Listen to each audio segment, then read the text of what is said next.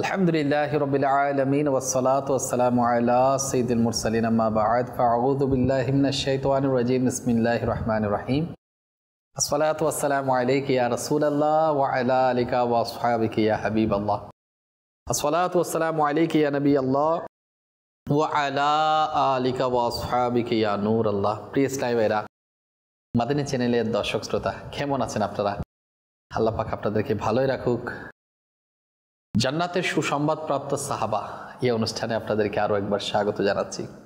আল্লাহ পাক আপনাদেরকে কবুল করুক। আবু বকর সিদ্দিক রাদিয়াল্লাহু তাআলা আনহু, যিনি জান্নাতের সুসংবাদ প্রাপ্ত সাহাবাদের মধ্যে একজন ছিলেন, আশারায়ে মুবাশশারা যে 10 জন সাহাবী, এদের মধ্যে অন্যতম ছিলেন। ইনার ব্যাপারে শুনছিলাম, আজকেও এনার ব্যাপারে শুনবো কিভাবে ইনি নিজের জান বাজি রেখে আল্লাহ রাসূল সাল্লাল্লাহু আলাইহি ওয়াসাল্লামের জীবন রক্ষা করার ক্ষেত্রে কি অগ্রণী ভূমিকা রেখেছিলেন এবং নিজের জানাত চাইতো কিভাবে আল্লাহ রাসূল সাল্লাল্লাহু তাআলা আলাইহি ওয়াসাল্লামকে বেশি ভালোবাসেন, সে সম্পর্কে আমরা ইনশাআল্লাহ তাআলা শুনবো।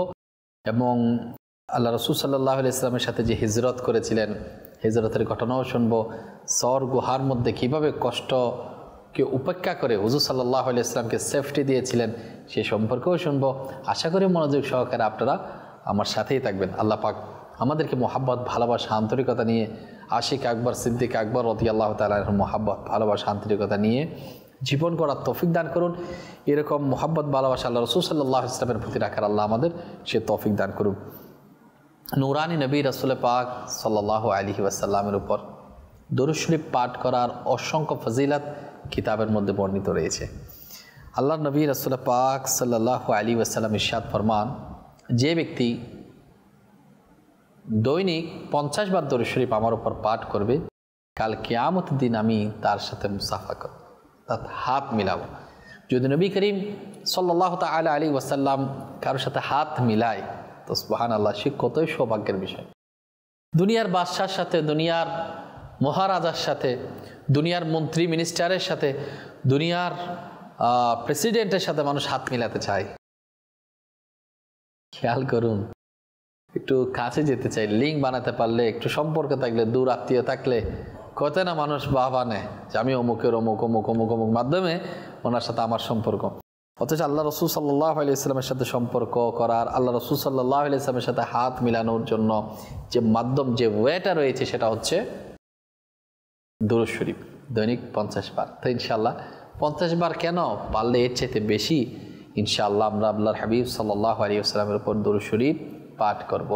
মোহাব্বত নিয়ে আসুন, অনুষ্ঠানকে বরকত মণ্ডিত করার জন্য দরুদ শরীফ পাঠ করি। সাল্লু আলাল হাবিব সাল্লাল্লাহু তাআলা আলা মুহাম্মদ সাল্লাল্লাহু তাআলা আলাইহি ওয়াসাল্লাম। হিজরতের ঘটনা।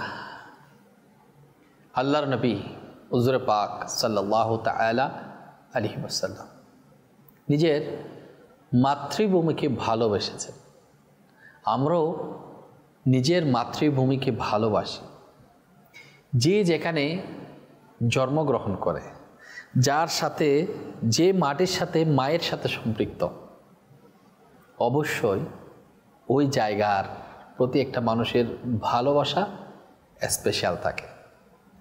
ব্যতিক্রম কিন্তু নবী করিম সাল্লাল্লাহু আলাইহি ওয়াসাল্লামের বেলায়ও না।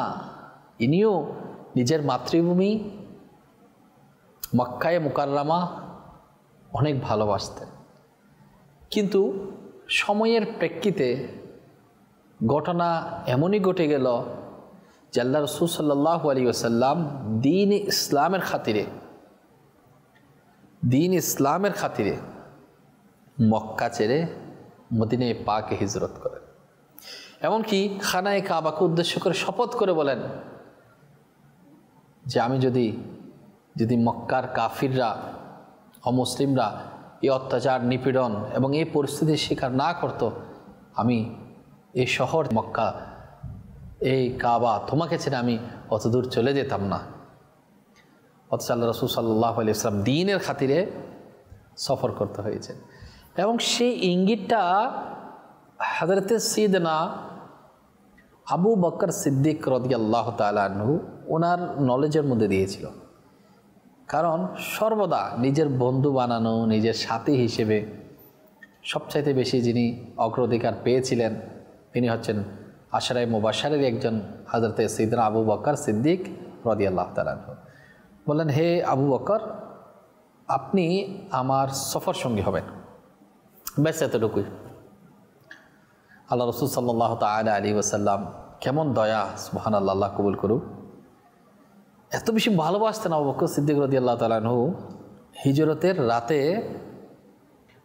আল্লাহ রাসূল সাল্লাল্লাহু আলাইহি ওয়াসাল্লাম আবু বকর সিদ্দিক রাদিয়াল্লাহু তাআলা আনহুর ঘরের সামনে উপস্থিত হাজির, আর বললেন, হে আবু বকর। এদিকে আবু বকর সিদ্দিক রাদিয়াল্লাহু তাআলা ঘরের ভিতর থেকে বলেন, লাব্বাইক ইয়া রাসূলুল্লাহ। ইয়া রাসূলুল্লাহ সাল্লাল্লাহু আলাইহি সাল্লাম, আবু বকর হাজির।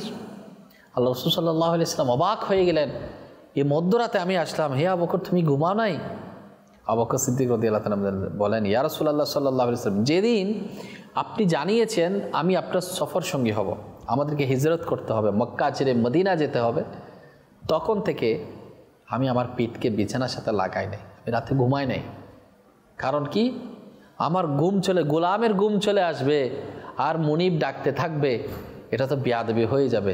যাতে বেয়াদবি হয়ে না যায়, আমি আপনার হুকুমের যে কোনো সময় যাতে প্রস্তুত থাকতে পারি, সেজন্য আমি পিঠকে বিছানার সাথে না লেগে এরকম আমি দাঁড়িয়েছিলাম।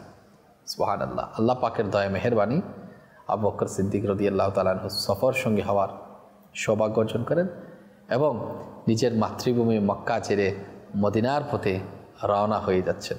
রওনার পথে অনেক ঘটনা, রওনা হওয়ার মাঝে অনেক ঘটনা ঘটে গেল যে আল্লাহ রাসূল সাল্লাল্লাহু আলাইহি ওয়াসাল্লামকে নিজের কাঁধে উঠিয়ে এত দূর পাড়ি দেওয়া অনেক সফরের মধ্যে, কারণ টেনশনে আছে যদি দুইজনের পদচিহ্ন যদি মার্ক করতে পারে, কারণ আরবের মধ্যে বালি সব মরুভূমি, তারা মার্ক করতে পারবে কোন দিক দিয়ে গেছে, নিজের কাঁধে উঠিয়ে নেন।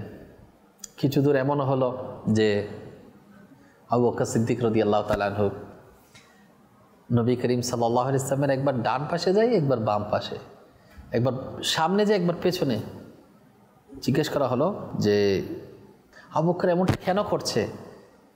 আবু বকর সিদ্দিক রাদিয়াল্লাহু তাআলা আনহু কি সুন্দর উত্তর দেয়, ইয়া রাসূলুল্লাহ সাল্লাল্লাহু আলাইহি ওয়াসাল্লাম, আমার মনে হচ্ছে যেন কেমন জানি কাফিররা আপনাকে ডান দিক থেকে আক্রমণ করছে, তো আমি অস্থির হয়ে যাই। ইয়া রাসূলুল্লাহ, আমি ডান পাশে চলে আসি, কখনো সামনে চলে আসি, কখনো পেছনে চলে আসি। মনে হচ্ছে যেন সামনে থেকে কেউ আপনাকে আক্রমণ করছে, মনে হচ্ছে যেন কেউ পেছন থেকে আক্রমণ করতেছে। যেমন ইশক মোহাব্বত আল্লাহ রাসূল সাল্লাল্লাহু আলাইহি ওয়াসাল্লামের ছিল। এখন মানুষ চাই নিজে বাঁচে থাকে আরেকজনকে ফাঁদে ফেলার জন্য, এটা বন্ধুত্ব হতে পারে না। আল্লাহ রাসূল সাল্লাল্লাহু আলাইহি ওয়াসাল্লামকে কেমন ভালোবাসতে হয় আশরায়ে মুবাশশারাগণ দেখিয়েছেন, সিদ্দিক আকবর রাদিয়াল্লাহু তাআলা দেখিয়েছেন কেমন আশিক, সুবহানাল্লাহ, নিজের জানকে পরোয়া করছে না। শহীদ হলে আমি হব, আমার রসুলের যাতে কিছু না হয়, আমার রসুল যাতে সালামত থাকে।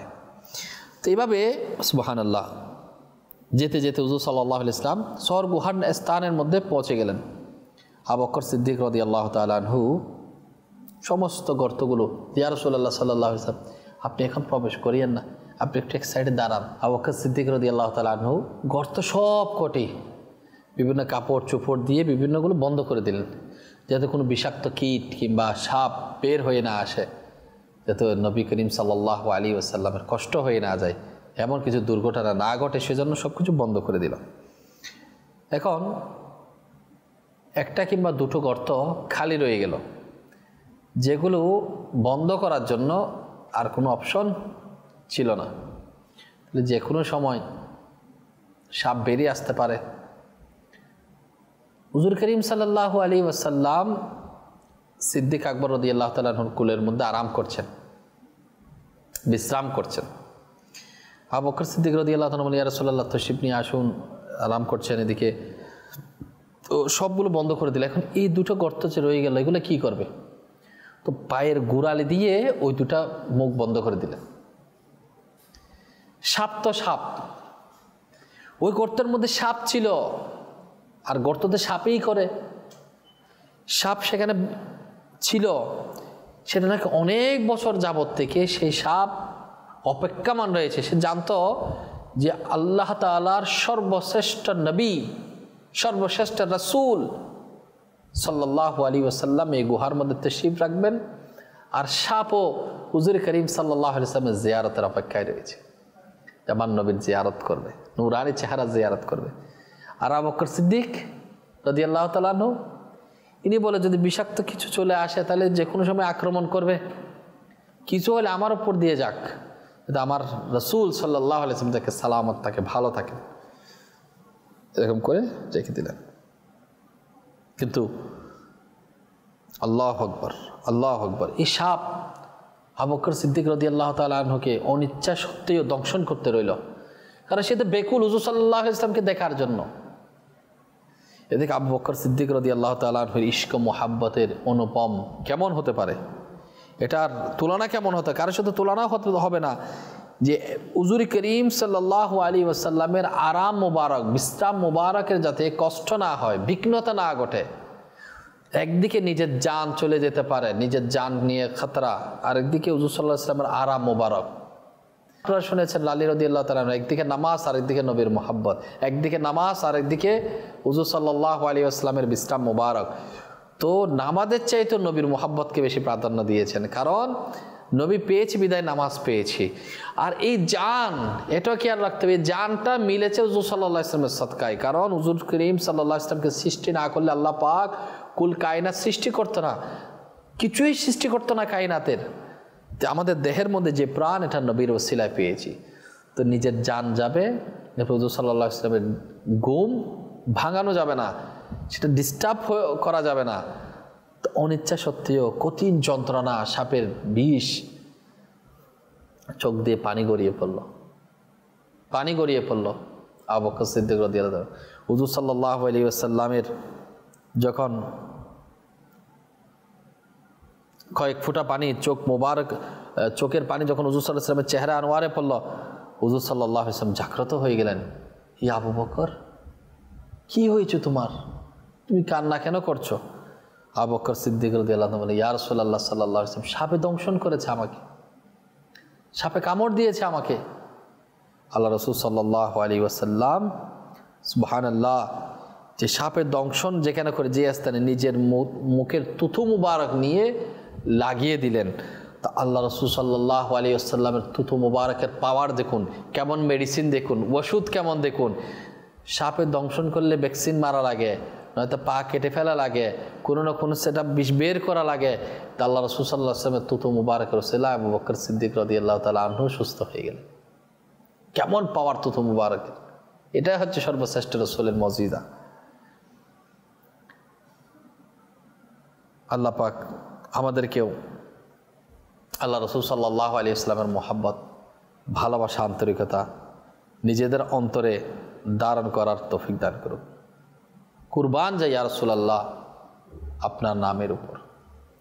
আমরা কেন নবীকে বেশি ভালোবাসবো, কেমন ভালোবাসতে হবে, আবু বকর সিদ্দিক রাদিয়াল্লাহু তাআলা আনহু জানিয়েছে। তো জান্নাতের সার্টিফিকেট এরা পাবে না, তাহলে পাবেটাকে? এই জন্য তো জান্নাতে সুসংবাদ প্রাপ্ত ব্যক্তি যে 10 জন আছে, আশারায়ে মুবাশশারা, এদের মধ্য থেকেও আবু বকর সিদ্দিক রাদিয়াল্লাহু তাআলা আনহু অনন্য। হুজুর করিম সাল্লাল্লাহু তাআলা আলাইহি ওয়াসাল্লামের সাথে যখন গুহার মধ্যে প্রবেশ করেন, কিতাবের মধ্যে আছে তখন কাফেররা প্রায়, তারা কিন্তু পিছিয়ে নিয়েছিল যে কোনো সময় এরা এই জায়গা থেকে, মক্কা থেকে অন্য জায়গায় স্থানান্তর হতে পারে। তো গুহার কাছাকাছি চলে আসছিল।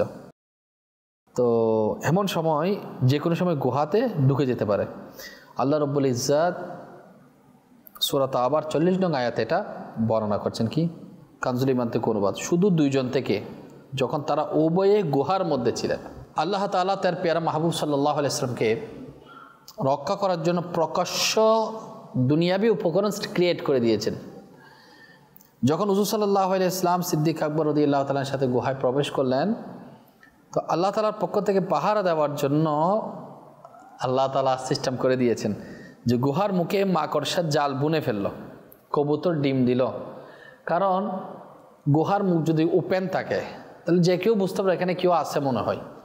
যখন মাকড়সার জাল বুনে নিল, কবুতর ডিম দিয়ে দিল, তো এটা বোঝার কোনো অবকাশ নেই যে কিছুক্ষণ আগে এর মধ্যে কেউ ঢুকছিল। এটা স্বাভাবিক, কেউ বুঝতে পারবে না এর ভিতর কেউ আছে, কারণ গেলে তো জাল ভেঙে যাবে, ডিম উল্টাপাল্টা হয়ে যাবে।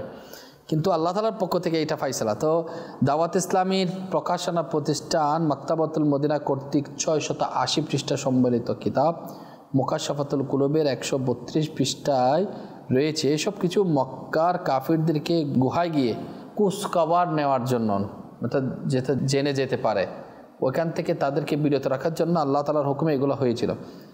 তো আল্লাহ তাআলা ওই দুইটা কবুতরকে এমন অসাধারণ কম প্রতিভা দিলেন, আজ পর্যন্ত মক্কার হেরাম শরীফে ওই সমস্ত কবুতর রয়েছে সবগুলো ওই দুটো কবুতরের বংশধর। এই যে মক্কাতে গেলে দেখবেন উঠতেছে কবুতর, এগুলো ওই দুইটা কবুতরের বংশধর, যে কবুতরগুলো ডিম দিছিল। আল্লাহ তাদেরকে এখনো পর্যন্ত তার ওই কবুতরের বংশ কিন্তু আল্লাহ তাআলা রেখেছেন, আলহামদুলিল্লাহ। এরপর সুবহানাল্লাহ, যেমন এবার দুইটা কবুতর আল্লাহ তাআলা হুজুর সাল্লাল্লাহু আলাইহি ওয়াসাল্লামের হেফাজতের দায়িত্ব নিয়েছিলেন। আল্লাহ পাক তাআলাও হেরাম শরীফে সেগুলোকে শিকার করার উপর বিধি নিষেধ জারি করে দিয়েছেন, যে হেরাম শরীফের মধ্যে এগুলো শিকার করতে কেউ পারবে না। সুবহানাল্লাহ।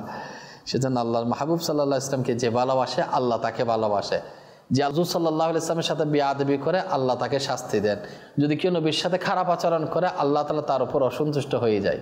যখন কাফেররা শুধুমাত্র কবুতর বাসা এরপরে ডিম দেখলো, তখন তারা বুঝে নিল যে এখানে কেউ যদি মানুষ থাকতো তাহলে মাকড়সা জাল বুনতো না, কবুতর ডিম দিত না। কাফেরদের পায়ের শব্দ শুনে এদিকে আবু বকর সিদ্দিক রাদিয়াল্লাহু তাআলা তো ভয় পেয়ে গেছে।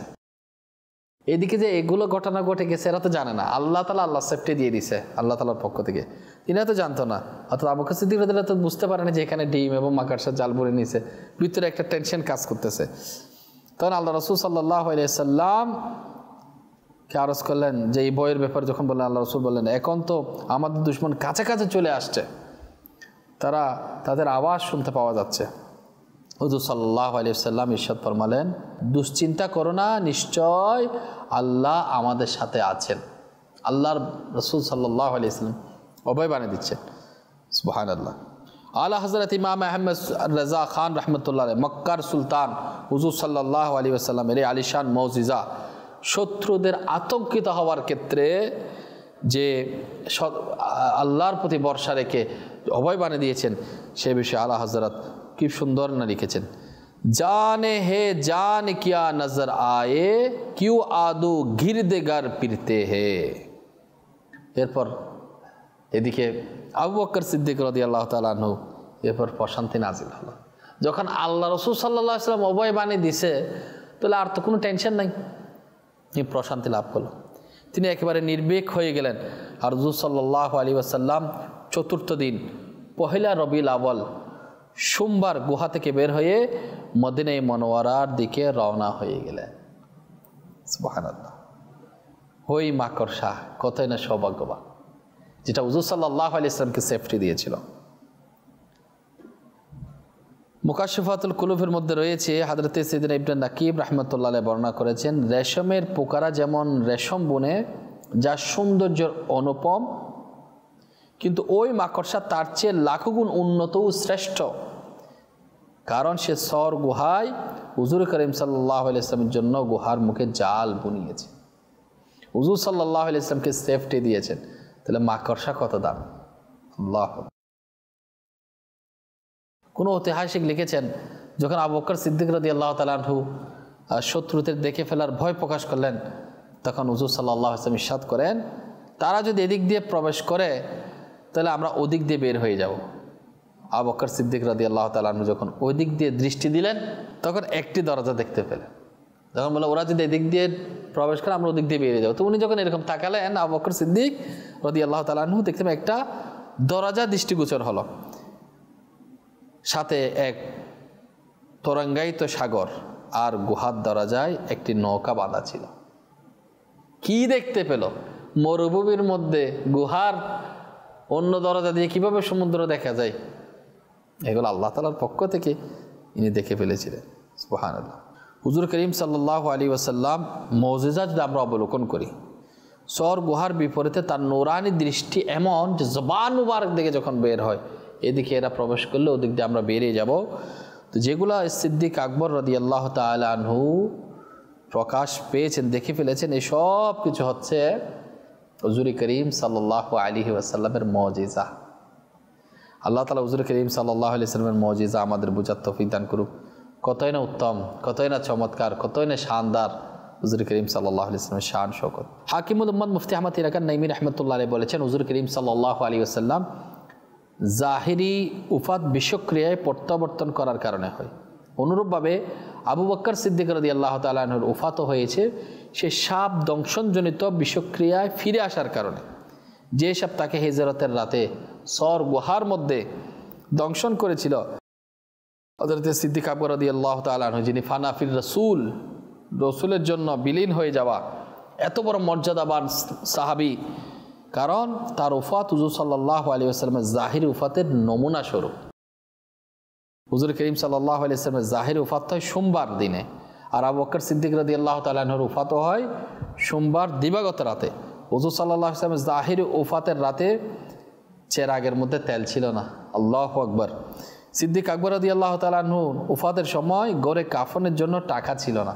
এত মালদার, এত অভিজাত্য সাম্রাজ্যের ফ্যামিলির ঘরের সন্তান, আর যাওয়ার সময় কাপড়ের কাফন ছিল না। সব কিছু আল্লাহ রসুলের জন্য বিসর্জন দিয়েছেন। অল এটা হলো ফানা হওয়া, বিলীন হওয়া আল্লাহ রসুলের জন্য। আমরা বলি না পোস্টারের মধ্যে তো ফানা ফিল্লা বা কাবিল্লা, কত বড় বড় নাম পোস্টারের মধ্যে। কি ফানা করলো, কি বিলীন করলো, কিছুই তো না। ফানা কিভাবে হতে হয় আশারে মুবাশশারাগণ দেখিয়েছেন। জান্নাতি সাহাবী খলিফাতুল মুসলিমিন, ইসলামের প্রথম খলিফা আবু বকর সিদ্দিক রাদিয়াল্লাহু তাআলা আনহু দেখিয়েছেন। আল্লাহু আকবার, আল্লাহু আকবার। আল্লাহ তাআলা আমাদেরকেও আবু বকর সিদ্দিক রাদিয়াল্লাহু তাআলা আনহুর ভালোবাসা, মোহাব্বত আমাদের মধ্যে দান করুক। আমরা মনে করি যার কাছে বেশি টাকা পয়সা সে মনে হয় বড় প্রভাবশালী, মনে হয় সে বড় সম্বলের আছে বিদায় সে মনে হয় বহুত কিছু, কিন্তু এমনটা নয়। আল্লাহ তাআলার দরবারে যার কাছে ইশকে রসুলের দৌলত আছে, আল্লাহ পাকের ভয় আছে, আল্লাহর দরবারে সেই দামি। যেমন আল্লাহ তাআলা সূরা হুজরাতের 13 নং আয়াত আল্লাহ তাআলা ইরশাদ ফরমান, কানজুল ইমান থেকে অনুবাদ, নিশ্চয় তোমাদের মধ্যে আল্লাহর নিকট অধিক মর্যাদাশীল সেই ব্যক্তি যে তোমাদের মাঝে সবচেয়ে পরেজগার। সবচেয়ে পরেজগার কে? যে সবচেয়ে বেশি পরেজগার সে আল্লাহ রসুলের নাফরমানি করে না। যে সবচেয়ে বেশি পরেজগার সে মানুষকে কষ্ট দেয় না। যে সবচেয়ে পরেজগার সে আল্লাহ রসুলের সুন্নাতের তরক করে না। যে সবচেয়ে পরেজগার সে আল্লাহকে বেশি ভয় করে, হুজুর করিম সাল্লাল্লাহু আলাইহি ওয়াসাল্লামকে সবচেয়ে বেশি মহব্বত করে, যেমনটা সিদ্দিক আকবর রাদিয়াল্লাহু তাআলা আনহু করেছিলেন। আমরাও নিয়ত করি যে আমরাও যাতে আবু বকর সিদ্দিক রাদিয়াল্লাহু তাআলা আনহুর মোহাব্বত, ভালোবাসা সুবহানাল্লাহ নিয়ে দুনিয়ার মধ্যে এমনভাবে কাটাতে পারি যে আল্লাহ পাক আমাদেরকে কবুল করে নেন, এবং আল্লাহ পাক রব্বুল আলামিনের আমাদেরকে এমন দয়া করুক যাতে আমরা আল্লাহ পাকের নৈকট্য অর্জন করতে পারি। সুবহানাল্লাহ। আবু বকর সিদ্দিক রাদিয়াল্লাহু তাআলা ওসিয়ত করলেন, আমার যখন ইন্তেকাল হয়ে যাবে তো আমাকে হুজুর করিম সাল্লাল্লাহু আলাইহি ওয়াসাল্লামের বারগাহে রিসালাতের মধ্যে আমার জানাজাটা নিয়ে যাবে। যদি জানাজা আদায় করার পর রাসূল করিম সাল্লাল্লাহু আলাইহি ওয়াসাল্লামের দরবারে আমার সালাম পৌঁছিয়ে দিবে। যদি ওখান থেকে জবাব আসে, কেমন আশিক, কেমন সফর সঙ্গী, দুনিয়াতে সফর সঙ্গী ছিল, আখিরাতে কিভাবে সফর সঙ্গী হয়ে সাদৃশ্য হচ্ছে, যদি রওজে আকদাস থেকে জবাব আসে তো আমাকে হুজুর করিম সাল্লাল্লাহু আলাইহি ওয়াসাল্লামের ডান পাশে দাফন করবে, শায়িত করবে, আর না হলে মুসলমানদের কবরস্থান জান্নাতুল বাকির মধ্যে আমাকে নিয়ে যাবে। তো ইনার ইন্তেকালের পর ইনার জানাজা রওজা আকদাসের সামনে রেখে দেওয়া হলো এবং বলা হলো, আসসালামু আলাইকা ইয়া রাসূলুল্লাহ, আসসালামু আলাইকা ইয়া রাসূলুল্লাহ, ইয়া রাসূলুল্লাহ সাল্লাল্লাহু আলাইহি ওয়াসাল্লাম, আবু বকর আপনার আলিশান দরবারে এসে উপস্থিত। সুবহানাল্লাহ, সুবহানাল্লাহ। তত অনুযায়ী তার রওজা মুবারকের সামনে নিয়ে নেওয়া হলো, আসসালামু আলাইকা ইয়া রাসূলুল্লাহ বলা হলো। এখন আল্লাহ রাসূল সাল্লাল্লাহু আলাইহি ওয়াসাল্লামের পক্ষ থেকে কি জবাব আসলো, আদখুলুল হাবিবি ইলাল হাবিবি ফাইন্নাল হাবিবা ইলাল হাবিবি মুশতাক, প্রিয়তমকে প্রিয়তমের সাথে মিলিয়ে দাও, কারণ প্রিয়তমের জন্য প্রিয়তমের আকাঙ্ক্ষা রয়েছে। কেমন আশিক, কেমন মোহাব্বত। এভাবে যখন রওজা আকদাস থেকে হুজুর করিম সাল্লাল্লাহু আলাইহি ওয়াসাল্লাম আওয়াজ দিলেন, শুনতে পেলেন সবাই, তো সবাই হুজুর করিম সাল্লাল্লাহু আলাইহি ওয়াসাল্লামের ডান পাশে আবু বকর সিদ্দিক রাদিয়াল্লাহু তাআলা আনহুকে সেখানে সমাধি করলেন, সেখানে মাজার করে দিলেন, সেখানে দাফন করলেন। আসলে পৃথিবীর জমিনের মধ্যে যদি আমরা খেয়াল করি, পৃথিবীর অবস্থা যদি আমরা খেয়াল করি, দুনিয়াতে যে যাকে ভালোবাসে তার সাথে থাকতে চায়, তার সঙ্গ পেতে চায়, তাকে দুঃখ কষ্ট শেয়ার করতে চায়।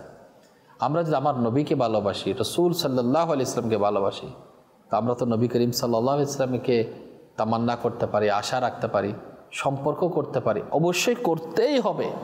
তো যে যাকে ভালোবাসবে তার সাথে তার হাসা হবে। যদি কেউ খেলোয়াড়কে ফলোয়ার বানায়, খেলোয়াড়ের সাথে সম্পর্ক রাখে, অমুসলিমদের সাথে সম্পর্ক রাখে, ভালোবাসা রাখে, তো যে যাকে ভালোবাসবে তার সাথে হাসর হবে। যদি আপনি আল্লাহর ওলিকে ভালোবাসেন, সাহাবায়ে কেরামকে ভালোবাসেন, আশারে মুবাশশারাকে ভালোবাসেন, যারা জান্নাতের সুসংবাদ পেয়েছে, তোরা জান্নাতি হবে, তো যিনি জান্নাতি হবে, তো মর্যাদার অধিকারী, তো তাকে ভালোবাসা তো আমাদের ইমানের দাবি। ওনাকে ভালোবাসা না বাসলে আর কাকে ভালোবাসবেন? এবং রাসূল সাল্লাল্লাহু আলাইহি ওয়াসাল্লামকে ভালোবাসি, তাহলে ইনশাআল্লাহ আমাদের হাসর নসর ইনশাআল্লাহ ওলি আল্লাহ, গৌস কুতুব আবদাল, নবী যারা আল্লাহ ওয়ালা রয়েছেন তাদের সাথে আমাদের হাসর। আল্লাহ পাক আমাদেরকে আমাদের জীবন বরণ হুজুর করিম সাল্লাল্লাহু আলাইহি ওয়াসাল্লামের মহব্বত ভালোবাসায় কাটানোর সে তৌফিক দান করুন। ইনশাআল্লাহ এই অনুষ্ঠানের মাধ্যমে জান্নাতে সুসংবাদপ্রাপ্ত সাহাবা অন্যান্য যারা রয়েছে এনাদের ব্যাপারে শুনবো, কন্টিনিউ ধারাবাহিকভাবে ইনশাআল্লাহ। আশা করি আপনারা এই অনুষ্ঠানটা কন্টিনিউ প্রতি সপ্তাহে দেখতে থাকবেন এবং সোশ্যাল মিডিয়ার ফলোয়ার যারা রয়েছেন অনুরোধ থাকবে আপনারা শেয়ার করে দেবেন, যাতে করে ইনশাআল্লাহ তাআলা অপর দেখে সেও কিছু শিক্ষা অর্জন করতে পারে। যা শুনলাম আল্লাহ আমাদের তৌফিক দান করুন। আমিন বিজাহিন নবীর আমিন সাল্লাল্লাহু তাআলা আলাইহি ওয়াসাল্লাম। সাল্লু আলা হাবিব।